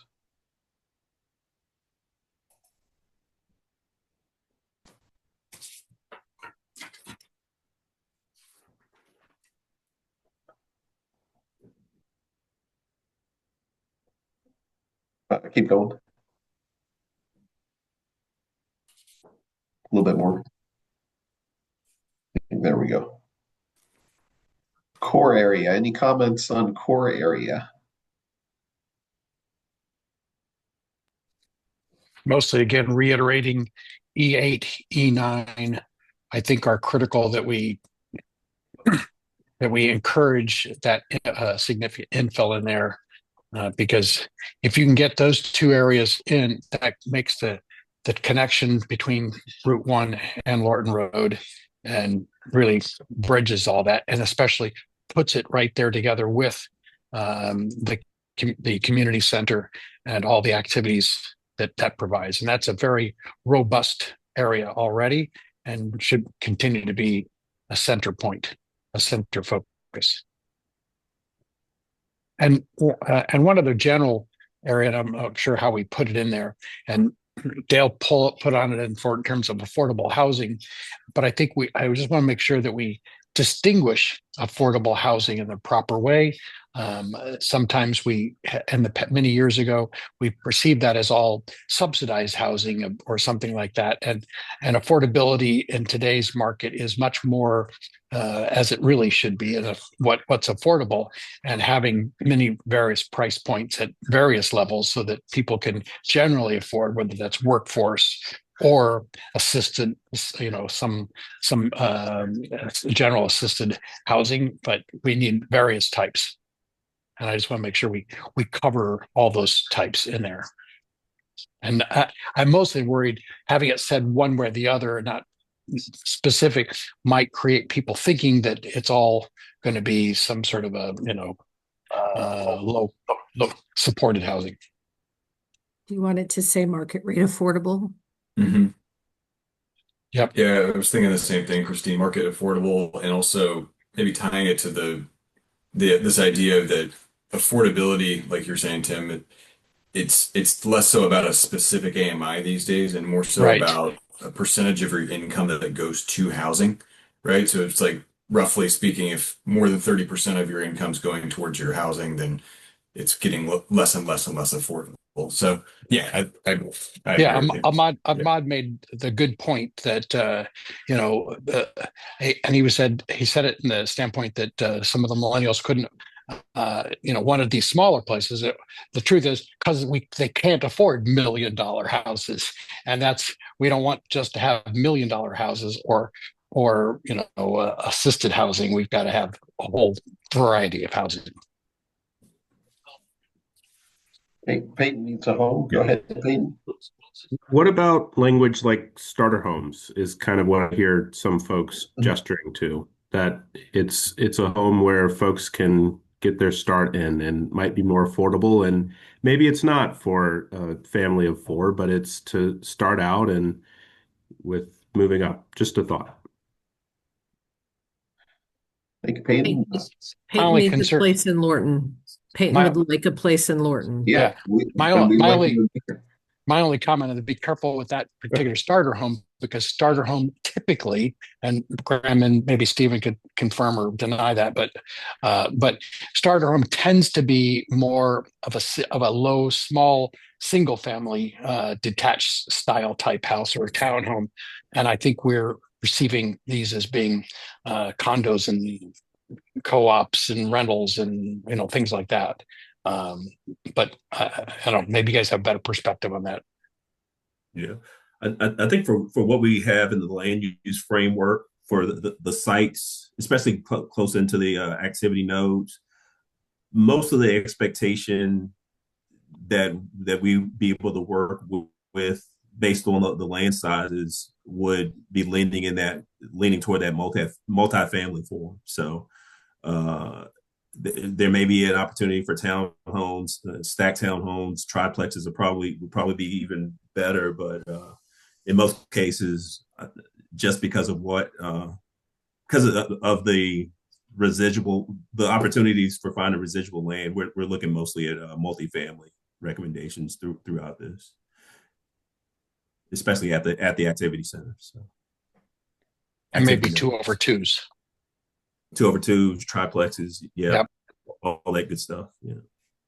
Go ahead. Yeah, that's what I was saying. Just piggybacking on that, Tim, in terms of what I envision is I feel like, that the day of the starter home is rapidly decreasing with respects to what is a starter. When I think of a starter home, I think of a single family home, one floor type model. And I feel like, as this economy changes rapidly on us, and we can see that daily, these income requirements or whatever, the market's going to change and what these style of places look like. Not to mention with respects to when we speak about the generational differences, um, Gen Z looks at a starter home different than what a boomer may look at a starter home as per se. I feel like the day of single family homes per se is kind of slowly but surely diminishing with respects to they're more comfortable living in a multifamily setting, environment, or even a communal housing type of situation, like I discussed earlier. But I think ideally, what we want to have is a situation where you not only have the workers in that area living in that area. So you want to have a mixed combination. You want to have the professionals that work in Lorton, make Lorton home, and you want to have the people that are serving you at the local restaurants make Lorton home as well. So we want to have a mixed bag with respects to the housing in that area. Because one of the things that I've noticed with the Gen Z generation or whatever is, they don't necessarily envision themselves kind of the way we would in terms of a a separate style of living. They're all one big happy family. Now this again, this is just an anecdotal thing, and I was just having a conversation with someone about it. And I don't mean to rattle on, but I overheard a conversation, between two, Gen Zers, and they were talking about, being on public assistance, and openly discussing it, at a Trader Joe's. They were like Trader Joe workers. And it was like, that's cool. It wasn't, in my era when I grew up, that was something that was shunned against. Like, you didn't want to discuss that. You hid it in the shadows. And I feel like as we move forward, we need to think about, kind of a one community vision, because I feel like they have that concept going where they want to be one community, where they want to have the quote unquote millionaire living with the worker that works at Trader Joe's, and they all like kind of hang together, so to speak. So I'm just saying that, in terms of how we envision what this housing situation could look like, with respects to the stigmatisms that we had in the past of what does affordable housing look like. Thanks, guys.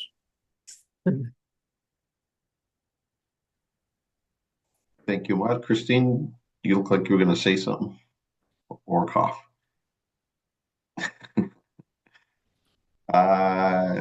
Okay, core area. Anything else for core area? The only thing I don't think I said anything actually. The only thing I wrote down was providing minimum densities and mixed use expectations and clarifying redevelopment priority areas. I think this is kind of the area where if we don't get it here, we don't get it anywhere.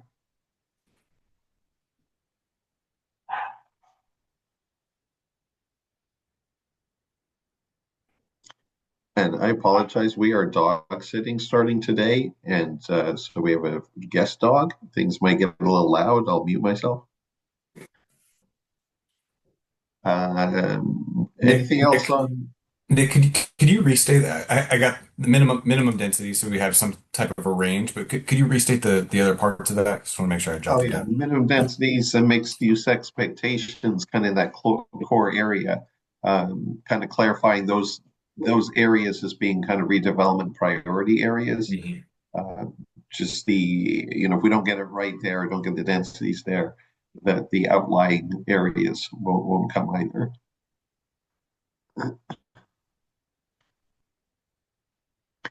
Okay, who's got the scroll wheel here? Is it great? Moving down to, I'm not sure where we're moving down to now. Activity nodes, is it maybe? Yep.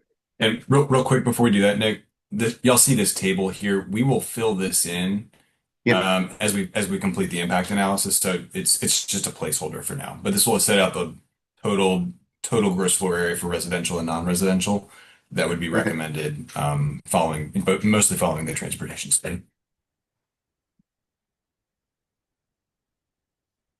Okay, so activity nodes down, here we go. So comments I had on this were, to better define the 3 shopping centers as a unified walkable district, even without direct road connections per se.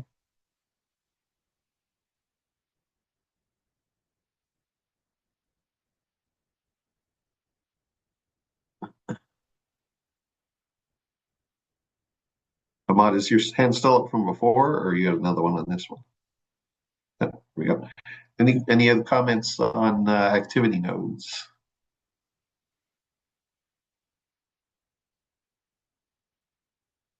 Not seeing any.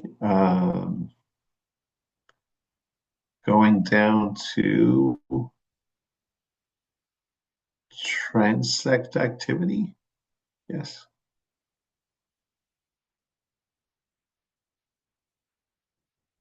Are these normally like bolded as titles in the plan?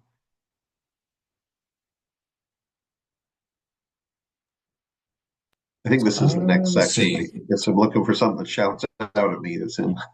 This is all within the ladies framework. Okay. Okay. Each of those a giant section. Yeah. Each of those subheadings would be underlined, but they wouldn't be in bold text. They'd be underlined. The reason it doesn't show now is because everything's underlined. But. Okay. And my comments there is one echoing Nick's predominant point, which is if we don't do it here, it's not going to get anywhere else. And then meaning that we've got to have and create enough density in the main sections, otherwise we're never going to get there in the smaller reduced. And then you will have the activity node. Then you step down and say, okay, with the outside of that activity node, it's a quarter mile, it trails down. Within a half mile, it trails down even further.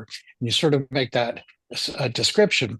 But if you go to the activity nodes diagram, sort of the map, I think what I see back in there is that we again create holes in there where we really want to create these.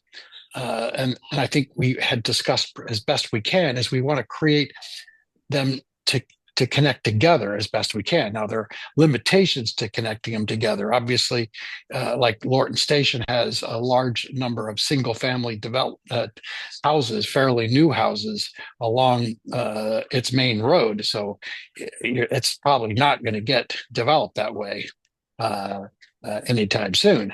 But where we have by E9, E8, and connecting both sides, I'd like to see those the main pieces expanded. I don't see any reason to separate them and have them separated out. It seems like that whole core should be more of a high as the core piece with the higher levels of density to encourage at least. I mean, you're going to still have to make the state, you still have to, as a builder or developer, you still got to make the argument, right?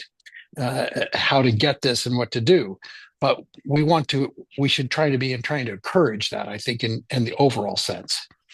So I just not sure I understand why we circle them and then, which means go big, then slow down, then have more density again. Seems like best we can. Let's get them all more together. Does that make any sense? Yeah, if you look at this map, you can see where the transects. This really shows where the transects overlay. Right. It also really it's really the reasoning behind how that core area is drawn out too. So 3 is nice is the most intense development piece, quote unquote. Then we step down as we go Lorton Road towards Marketplace. We then step down and then step back up again. And I don't see, I'm not sure I follow the reasoning behind that, why that isn't all one in the red as the most intense, at least in a general sense, to provide it. Now, I get it where Lorton Station is confirmed because you just may not be able to get it because of the way it's designed already and built out. But I don't think that's true for Lorton Road all the way through to Lorton Market Station. And I think, and the same is true with where the community center is. It's again that again I think is a critical key piece, and we've talked about how important it would be to have that integrated and connect Route 1 and whatnot to make that a larger, good walking area. So why just leave it as walkable development? Why not it be the most intense potential? And that's I just think that's the real. Yeah, and it's a good point, Tim. And we can take a look at that at the next meeting when we're going into the land unit and subunit guidance, because what we're looking at here is just the framework that, in this instance, it's the diagram that Renaissance, our consultant, came up with, which was really just the 1.5 mile nodes as a unifying concept. But when we get into the subunit text where we're going through and saying like, well, right now it's 5 to 8 units to the acre, and now we're providing an option for up to X number of units. I think that's where you'll see that there's going to be deviations from this kind of very concentric ringed map so it's not like we're only going to concentrate at the highest densities within a 1/4 mile and cut it off. You know what I mean? It's going to be, I get it. But I don't see any reason to therefore limit it up front. It seems to me we ought to increase that altogether. Anything within that core area. In fact, I mean we identify it as the core, and therefore the core is where the density should be.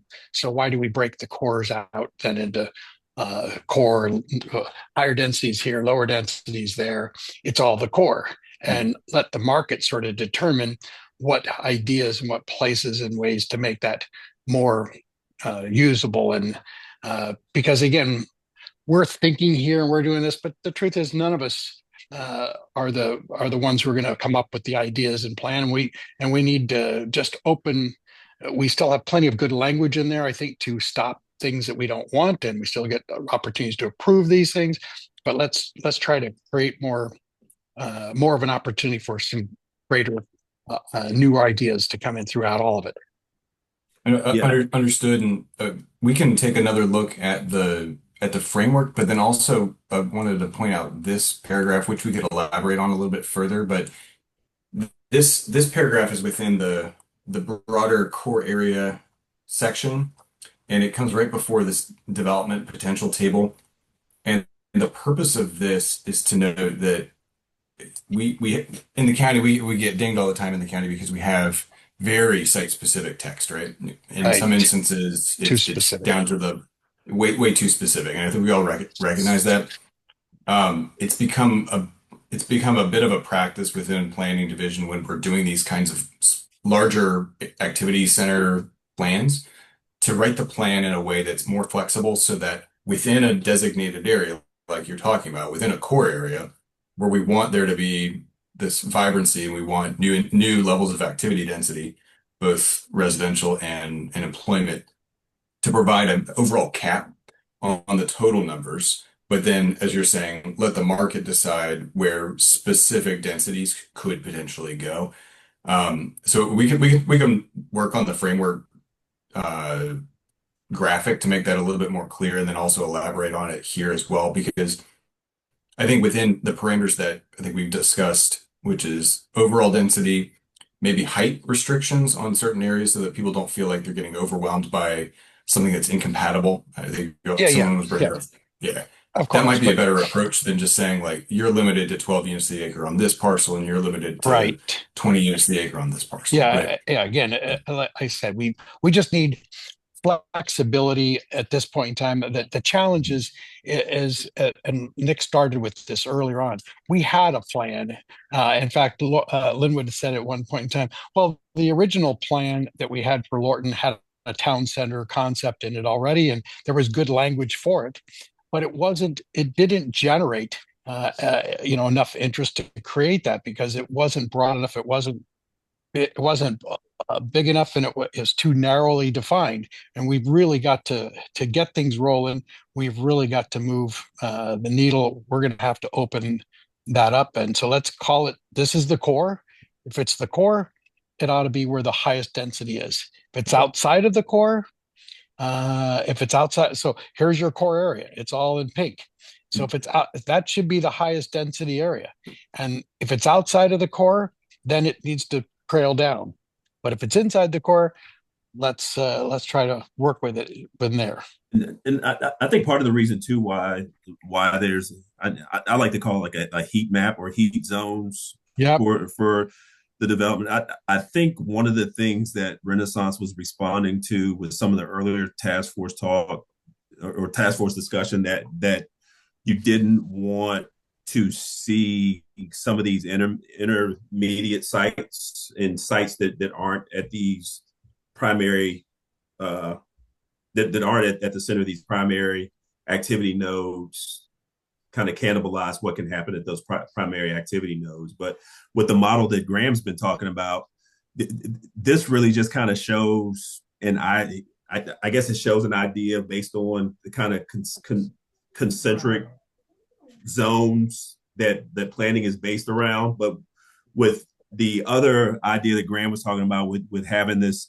idea where we kind of target a certain amount of density, that means when things get built out, that means that Gunston Plaza may not have to have 1,300 units on site because there may be some more absorption that could happen with the ability to right. Yep. create compatibility in those neighboring sites. Yep. So I think we're already thinking in that. I think we're all thinking in the same direction. Okay. And Well, we'll just make sure it's prioritized. Yeah, let's just prioritize that, and let's try to broaden it, because again, my biggest fear is that we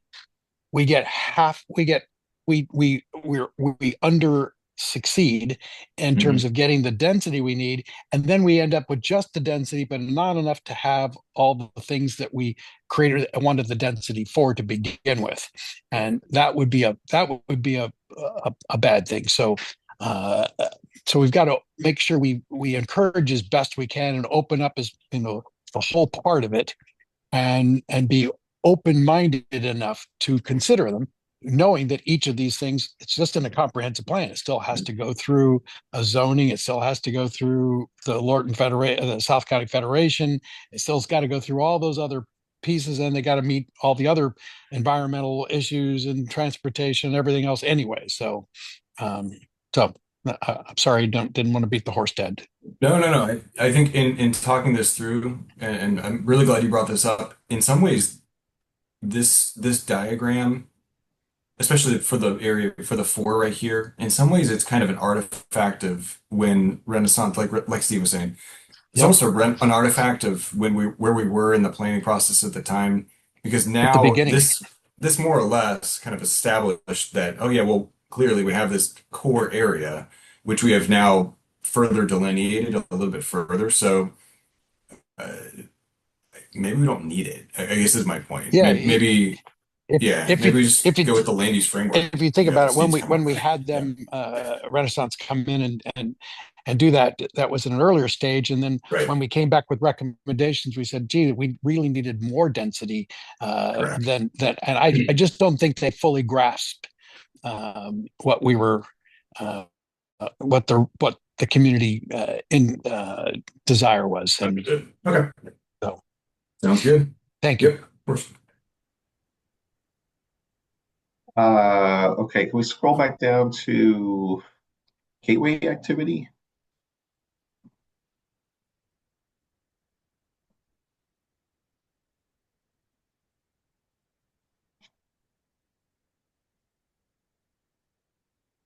The only thing that I think I mentioned maybe this earlier under established residential neighborhoods, so we talked about 2040 and beyond. Some of these homes that were built in this area that are aging now are going to be 70 plus years old at that point. And I guess I'm just wondering if we should add um, kind of stronger language or policy support for redeveloping, these aging single family areas. They're not so they're getting old now, but I mean 2040, a lot of these were built in the 60s and 70s in this area, and they're going to be, pretty old down the line, given that, this exercise might not be conducted again for quite some time.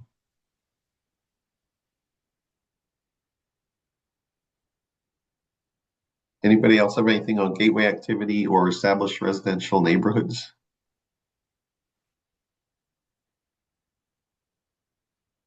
Not seeing any. Moving down to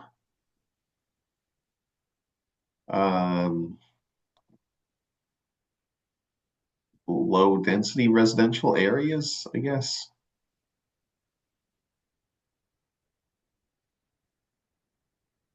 Anybody have anything on the low density residential areas?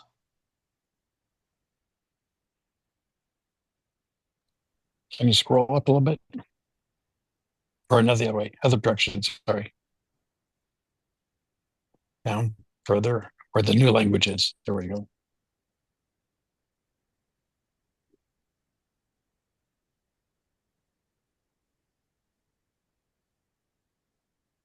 Nope. Okay. Scrolling down to parks and recreation areas. Yeah, I'm not sure. When I read that, it looked as though we were indicating that there's a lack of parks, and yet there's an awful lot of open space land parks already in the center of Lorton. I think like Fairfax County has 80 acres right by the site that's open space, and then of course we've got all the land that's under that stream by the stream that's over at Lorton Station. So I wasn't sure where the shortage was, but I thought we were going to have some language somewhere that would have we need maybe an acre or two or something whereby we have a more of a community gathering spot, as a focal point. Um, all of the kind of mosaic districts has that little area for where people gather. Um, uh, uh, Stonebridge has a place where people gather, and I didn't quite see a spot identified that way. Yeah, that would be in the core, right, area there.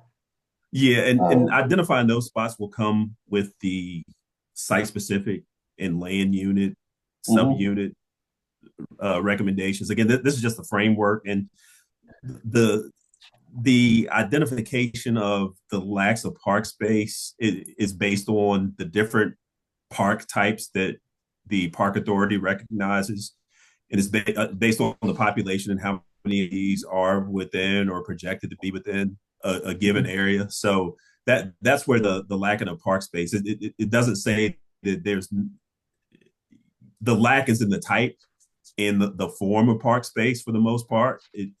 Some of the park spaces that you think about aren't, even though you have park space, there, in a lot of cases they aren't, there aren't parks. active parks and things like that. That's where the lacking. That's where the I gotcha. Okay. where the lack is really there. So as we identify places that could be redeveloped, especially some of those larger industrial areas, we've asked parks if there are any of those areas, if there's any space within those areas that we could recover some of what's missing in park diversity. So it's really a lack of diversity in parks. Okay. Park space. And we can put that word, we can put diversity in there too, because at the same time, we definitely don't want to shortchange or make it seem like the park space that is out there isn't good enough to serve the purposes that they serve. So yeah, and Tim, I've added that note up here in the core area section in particular. Yep. Because we're looking at the land use category that the Parks and Rec is that kind of that light blue area, which is light blue or light green.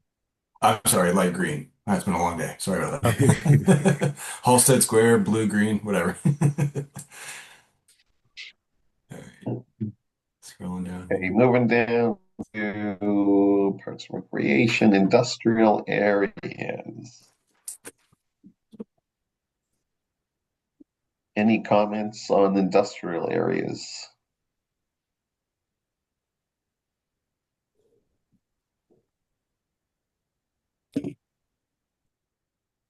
Ahmad, go ahead.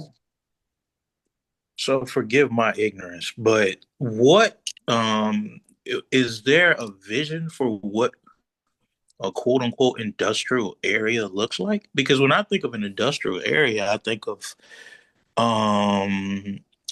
more so like I don't know, warehouses, manufacturing type situation. So I don't know what a quote unquote industrial area looks like. When I think about, as a matter of fact, it's funny, Tim, when I think about an industrial area, I think about over there by where the Five Guys headquarters. Is that what we're envisioning for what a quote unquote industrial area would look like? Or, right across where Route 1 is? Because I'm trying to envision what it's broader than that. It's broader. The plan is right. The industrial areas could be outdoor uses, storage, could be like say concrete batching plants. It could be a whole host of tasks. So disposal areas. Yeah, I mean, honestly, the challenge is residences don't really like being located very close to them, but at the same time, the need for the county and the business activities that exist in the county also rely on some of those industrial uses too. So it's a tightrope you have to walk, right, Christine?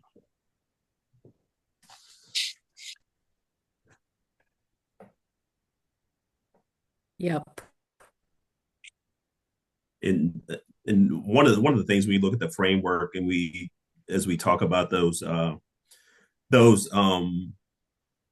activity nodes that are in industrial areas and identified as transect activity as well. I think the thing that we've talked to the task force about a lot, especially in the areas where in those gateway activity areas, is a desire to kind of clean some of the stuff that's out there up. So what we're trying to do with as we move into the site specific and land unit and subunit planning is to look at those areas for the potential of higher intensity with I guess more desirable land use mixes and also outward appearances. So, absolutely. The point is, if we do the core like we develop the core like we're suggesting, the industrial uses surrounding it will also naturally increase because the outdoor storage value is one level, and these will be more and its value will be now greater than that. So somebody will sell that to somebody to do something more of maybe a warehouse or more flex space or something like that. So that I think that's natural. So we do want to encourage that though, wherever we can. Yeah, and the encouragement too is for employment, employment generating uses. Yep. So that's a big that's why when you look at the land use framework, we're calling them industrial areas / employment centers, because these with the right mix of industrial uses and employment generating uses, these are also people who are going to be in the area and help prop up the business, help. And they're gonna live in those apartments. They're gonna live in those apartments and stuff too. So it's the right approach. Yep. Okay, moving down to public facility uses. I guess is the next one. Anybody have any comments on that one?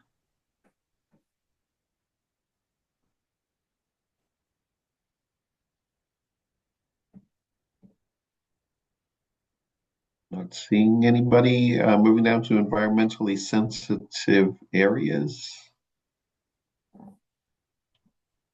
Oh, real quick, can you go up to Nomen Cole again? Sorry. Double check that because I'm pretty sure they're changing the name of it with the new upgrades that they're putting outside. Okay. The name of the facility? No, it's going to still be Nomen Cole, but they're not calling it a pollution control plant. It's a more solid way. No, it's a more positive name. Okay. I think it's being renamed Tyson's Crap Keeper. It's a whole nother something like that. Mm-hmm.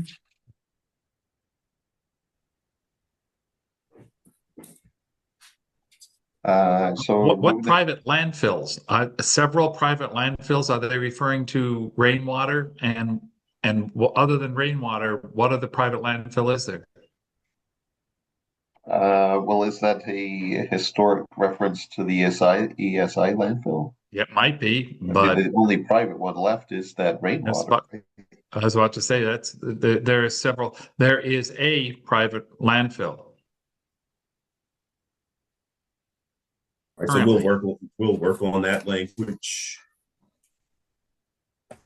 Graham's working on that language as we speak. So got it. Thank you, Dale.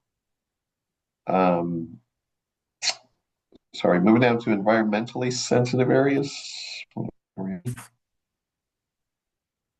Any comments on the environmentally sensitive areas? Yeah, in Back of Liberty, the Daughters of American Revolution put a marker in and marking Colonel Lindsay, the patriot from the Revolutionary War, marking his gravesite there.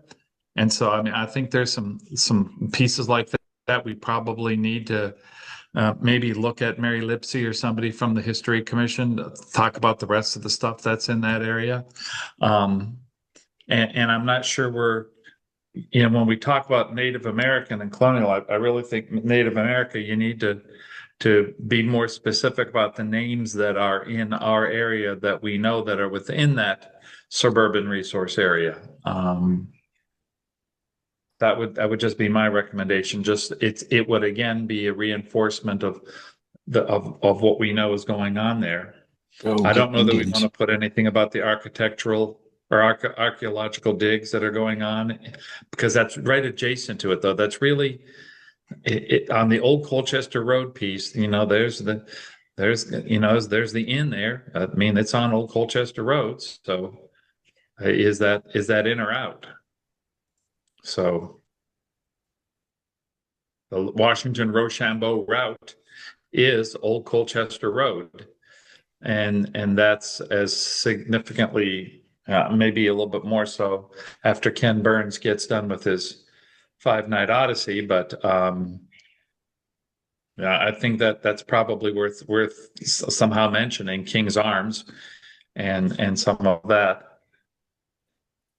We'll double check that, Dale. I'm not sure if it's in H6 or if it's just outside of the suburban center. Either way, we'll check Really it. good point, Graham. Really, really good point. Because earlier, one thing I just wanted to point out, when you look at C down there, right on the Occoquan River, yeah, earlier we stopped it, and the demarcation of the area we're looking at stopped on the other side of Fernacce Road, not including the Lynch property and all of that under C. But yet now, when I look at it, everything we shows us going all the way down to the Occoquan River. So I think we probably just need to go back and double check to make sure that all of our map designations include exactly where those parts are.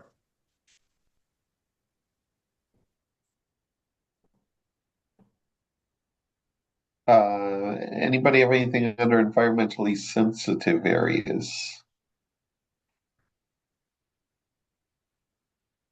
Seeing any move down to heritage resources?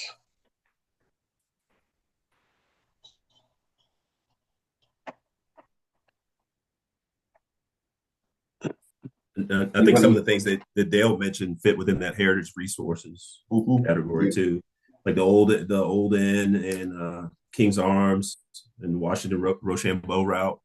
So we can work with our heritage resources team to make sure that anything that's been identified since the original language was adopted is updated.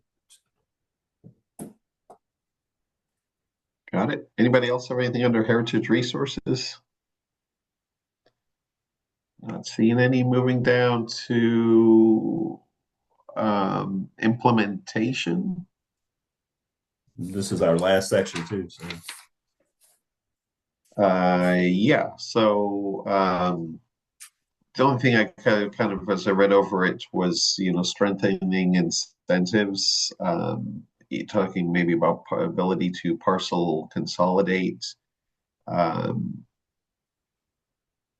density directly, set to attract investment.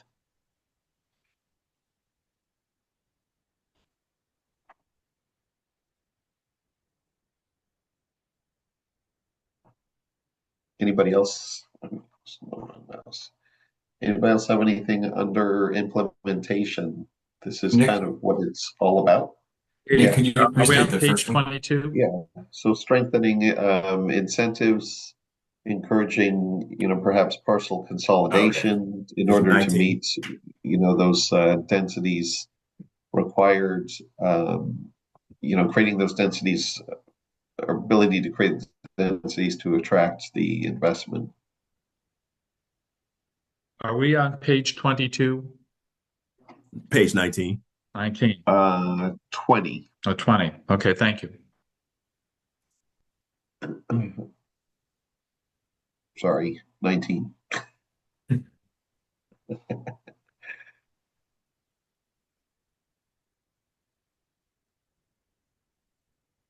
Anybody else? Oh, sorry, Ahmad, go ahead. Yeah, again, the key to this, guys, is this mixed housing situation.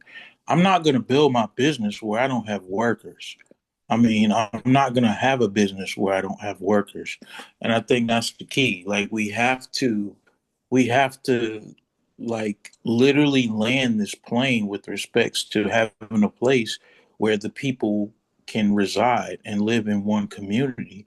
Again, one of the things that I've encountered in the past when dealing with people who wanted to have businesses or even open a business in Lorton was they're like, "Am where are the people?" And I'm like, I was like, they're here, but they're just kind of scattered about. And then when you start looking deeper into the demographics of the people, and especially one of the trends that I've noticed over the last several years, because I used to live in Hagel Circle. So, I have that frame of reference where I'm coming from. And I've noticed that those people, the lower income families, are slowly but rapidly, well, not slowly, but they're kind of disappearing. And those are the core people that you're going to need to bring back to the table. You're gonna need to bring the guy that's serving you at serving you at these restaurants. You want to have all of that living within an area that's suitable for living. And I feel like there can't be like overstressed. And with respects to implementation, it's like if we don't land this plane in terms of mixed housing, we're going to be nowhere fast. I mean, you don't want to have people that don't live and work in that community. That's what makes a thriving community a community, people who live and work there. So I feel like we can't stress that enough to have a mixed bag of housing. You don't want to just have multimillionaires living in the area. You want to have all classes. That's one of the things that I originally loved about living in Lorton, is you could have someone like myself and Tim hanging out together at a particular setting when we come from completely different backgrounds. That's one of the things that I found beautiful about Lorton. And I feel like that's something that we have to capitalize on and reintegrate and bring back to the forefront. So this housing implementation thing has to be paramount. We have to like really land that plane home. And in terms of connectability with these activity zones, yeah, that's another thing. We have to think outside of the box, because when we think 2040, by that time we'll have automated buses, automated cars, moving sidewalks, which I've seen these things as I've traveled across the country. So it's coming, So those activity zones, which seem like they would be, further away, like the key words that I'm learning are walkability, with respects to getting around and community. People want to get back to that. People want to get back to being together again. I know it may seem crazy, but yeah, it's definitely a thing. Ahmad, So you're, we, Ahmad, you're not crazy. And Graham and Stephen and Leah all know this live. What we're saying is live, work, play, all within a walkable area. So that's the whole point, is that you want the people who are going to live there to be able to work there, to be able to play there, to be able to stay there and to get around. So it is the key piece to everything, is having those dynamics and having all the various levels so that you have a full community. It's not hollowing it out one way or the other. So you're exactly correct. So not far off at all.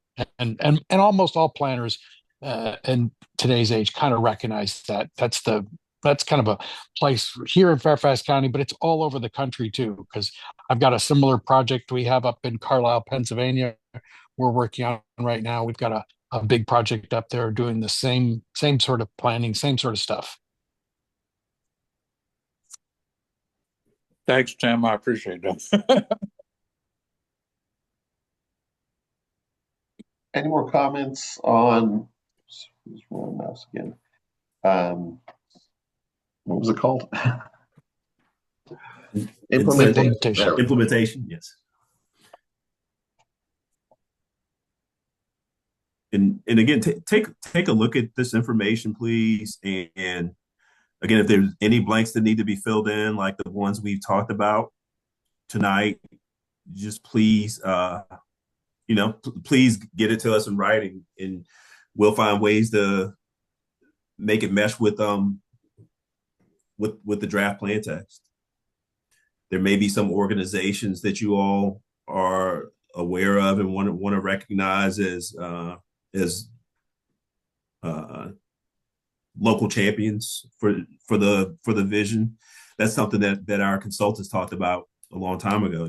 Identifying the local champions, people who can really be involved in spreading the word that Lorton's open for business and for residents. If any of those kinds of things you think of that can go into this implementation plan for the vision and for the land use framework is going to be key.